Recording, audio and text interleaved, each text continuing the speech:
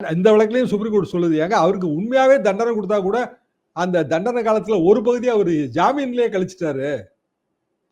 அப்படியான நிலைமையில நீங்க விசாரணை கைதியாவே வச்சிருக்கீங்க, எப்பதான் வழக்க முடிப்பீங்கன்னு கேக்குது. நிறைய கேள்வி நாக்க புடிங்கிற மாதிரி கேக்குது. அது யாரும் இவங்க நாக்க புடிங்கிறதே இல்லங்கிறதா இல்ல வருத்தமான விஷயம். அப்போ உண்மையிலேயே ஈடி வந்து ஒரு சிறந்த வழக்க போட்டாலும் அதுக்கு அரசியல் சாயம் வந்துரும் இல்லையா? இப்ப இந்த நம்ம டாஸ்மாக் விவகாரத்துக்கு வரும். பொத்தாம் பொதுவான குற்றச்சாட்டு என்னன்னா, ஆக மொத்தம் 1000 கோடிங்கிறது தான் பொத்தாம் பொதுவான குற்றச்சாட்டு. ஆனா நிஜமாவே அதுல வந்து சில விஷயங்கள் இருக்கு. இப்ப அதுல வந்து எக்ஸைஸ் ஸ்கேம் இருக்கு. இந்த பழைய அந்த வழக்குலயும் எக்ஸைஸ் ஸ்கேம் இருக்குங்கிற இத வைக்கிறாங்க. ஜிஎஸ்டி ஸ்கேம் இருக்கு. எல்லாமே பொதுவா சொல்றதுதான். எக்ஸைஸ்ல ஃப்ராட் நடந்திருக்குங்க. ஜிஎஸ்டில ஃப்ராட் நடந்திருக்கு.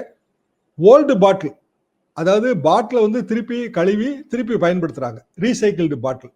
இப்போ ஓல்டு பாட்டிலுக்கு என்ன விலை வச்சீங்களோ அதே தான் ரீசைக்கிள்டு பாட்டிலுக்கும் வச்சிருக்கீங்க.